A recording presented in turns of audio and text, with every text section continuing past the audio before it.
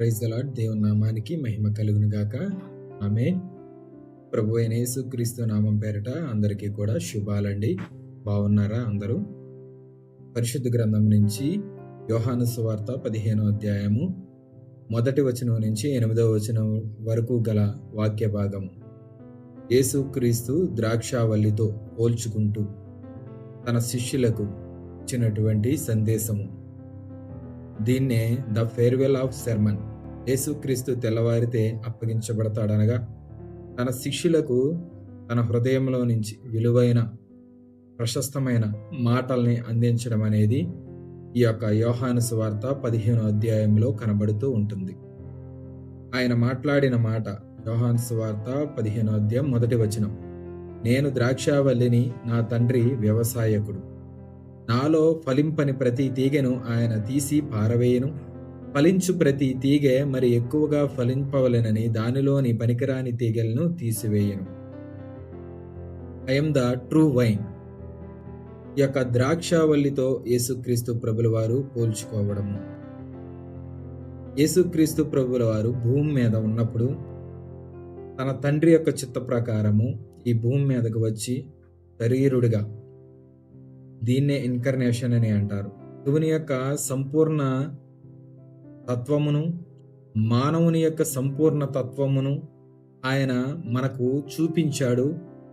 ఎలా జీవించాలో నేర్పించాడు. క్రీస్తు యొక్క వాక్య భాగంలో ద్రాక్షావల్లితో పోల్చుకోవడం, comparing with the true vine. ద్రాక్షావల్లితో పోల్చుకోవడం అనేది ఒక తన్ను తాను సామాన్యుడిగా చూపించుకోవడంగా మనము చూడవచ్చు. విధేయతతో, వినమ్రతతో చూపించుకోవడం. ఎందుకంటే ఆయన్ని నీతి సూర్యునిగాను, దేవుని యొక్క కుమారునిగాను, లోకానికి గొప్ప వెలుగుగాను మనం చూస్తున్నాం. అయితే ఇశ్రాయేలు సామ్రాజ్యంలో ఈ యొక్క ద్రాక్షావల్లి లేదా ద్రాక్షాల పంట వ్యవసాయం అనేది సర్వసాధారణమైనది. అయితే ఆయన ఈ సాధారణమైనటువంటి ద్రాక్షావల్లితో పోల్చుకోవడం అనేది తన్ను తాను తగ్గించుకున్నట్లుగా మనం చూడవచ్చు. కీర్తనల భాగము 80వ అధ్యాయము 8వ వచనములో, నీవు ఐగుప్తులో నుండి ఒక ద్రాక్షావల్లిని తెచ్చితివి, అన్యజనులను వెళ్ళగొట్టి దాని నాటితివి అని ఇశ్రాయేలు సమాజం అంతటిని గురించి ఒక ప్రవచనము కీర్తనల్లో ఉంచబడింది. ఐగుప్తు నుండి దానిని తీసుకొని వచ్చితివి, ద్రాక్షావల్లిని.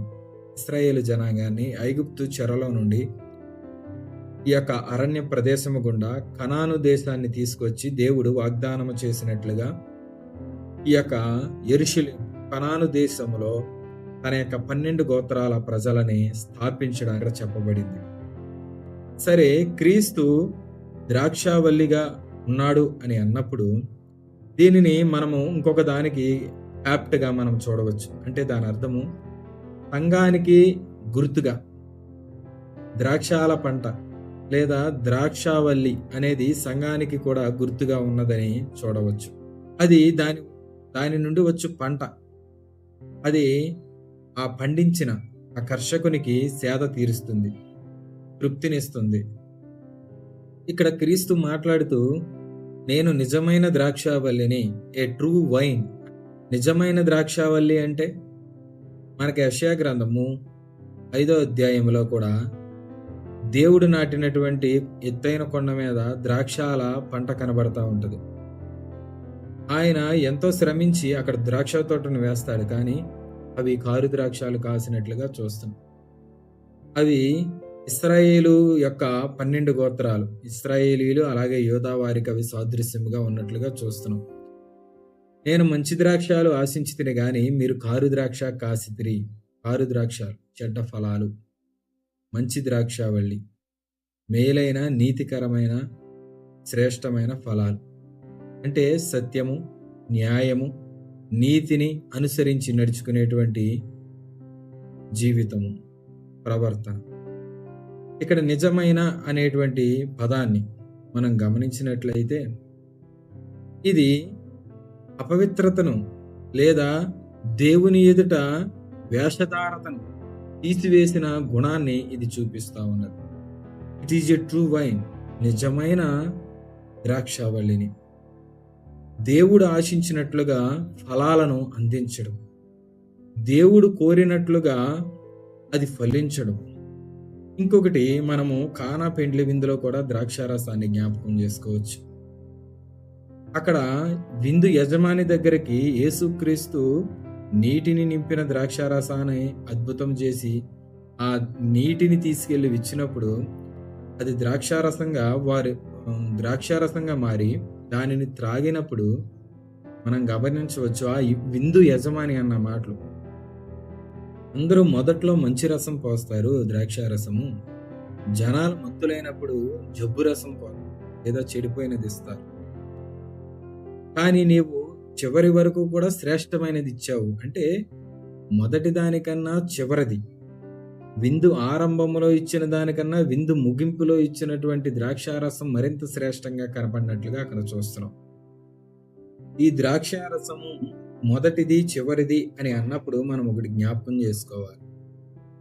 యేసుక్రీస్తు కాలంలో చేసిన పరిచర్య ఆ చివరి ద్రాక్షారసానికి పోలిస్తే యేసుక్రీస్తు వాగ్దానం చేసి పిలిచి జీవించినటువంటి ప్రజలు, అంటే పాత నిబంధనలో ఉన్నటువంటి ప్రజలు 40 మంది యూదా ఇశ్రాయేలు రాజులు కావచ్చు, న్యాయాధిపతుల ప్రవక్తల కాలంలో ఉన్నటువంటి ఇశ్రాయేలు ప్రజలు కావచ్చు, వీరందరూ దేవుడు ఆశించినటువంటి ఫలాలను ఫలించని ద్రాక్షారసముగా ఉన్నారు.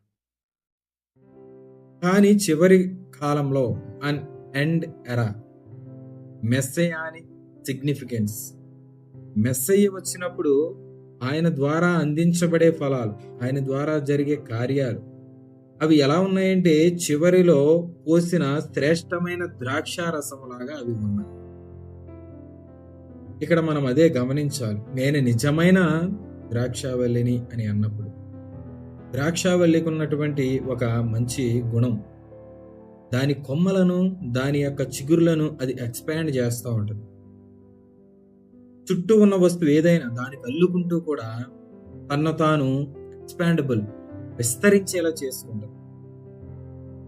చూడడానికి సింపుల్ గా చిన్న మొక్కలాగా కనబడిన అది దాని యొక్క కొమ్మలను విస్తారంగా అది వృద్ధి చేసుకొని ఫలాలను అధికంగా ఇస్తూ ఉంటుంది.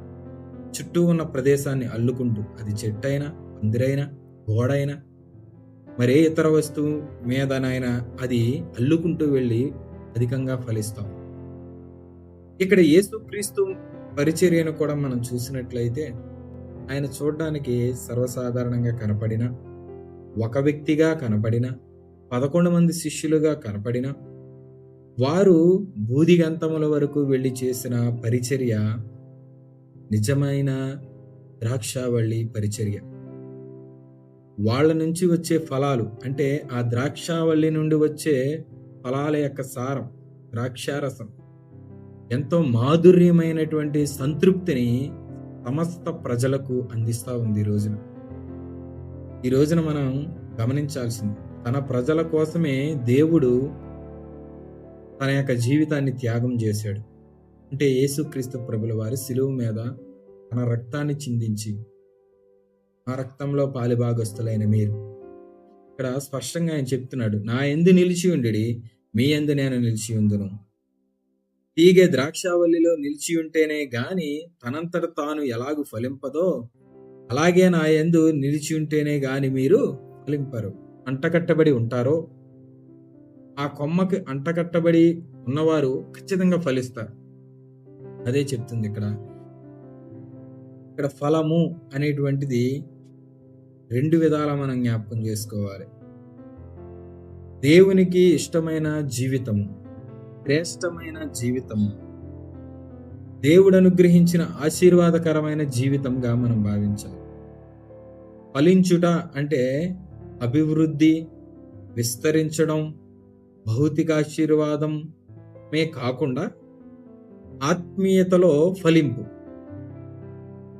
భూమి మీద బ్రతుకుతున్న కాలంలో మనం దేవునికి ఇష్టలుగా ఉండడం, అలాగే దేవుని రాజ్యంలో అర్హులుగా ఇహమందే మనం జీవించడం.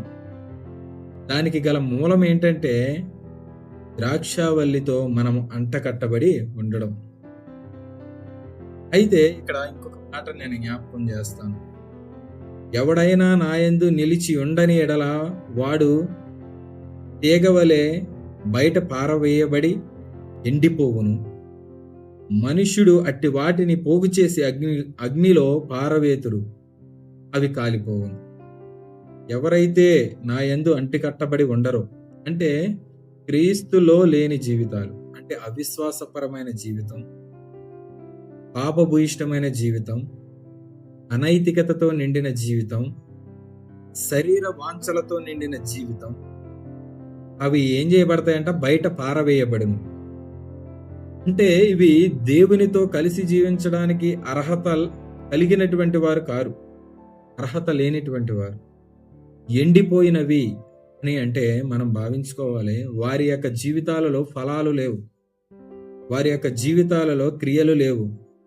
వారి యొక్క జీవితము ఎలా ఉందంటే ఈ లోకాన్నే శాశ్వత లోకంగా చేసుకుని జీవించినట్లుగా ఉంది. అందుకే వాటిని పోగు చేసి ఏం చేస్తారంట? అగ్నిలో పారవేయుదురు. The final judgement of the people. ఇది తుదకు మనుష్యునికి ఏదైతే తీర్పు తీర్చబడేటువంటి విధానం ఉందో దానిని సూచిస్తూ ఉంది. నిజమైన ద్రాక్షావల్లి, ద ట్రూ వైన్, యేసుక్రీస్తు ప్రభుల వారు తన శిష్యులకు చాలా సర్వసాధారణమైన విషయాలను చెబుతూనే ఎంతో గొప్ప సత్యాన్ని ఆయన బోధించాడు, బయలుపరిచాడు. మనం వీటిని గ్రహించుకోవాలి, వాక్యాన్ని గ్రహించుకోవాలి, వాక్యానికి తగినట్లుగా మన జీవితాలను మనము మలుచుకుని జీవించాలి. అట్టి కృప దేవుడు నీకును మీ కుటుంబానికి అనుగ్రహించి, దేవుడు అనుగ్రహించు సమాధానము, శాంతితో మీ కుటుంబాలు, మీ జీవితాలు గడపాలని కోరుకుంటూ ప్రభు యేసుక్రీస్తు నామంలో ఈ యొక్క మాటల్ని నేను ముగిస్తాను. అందరికీ కూడా వందనాలు.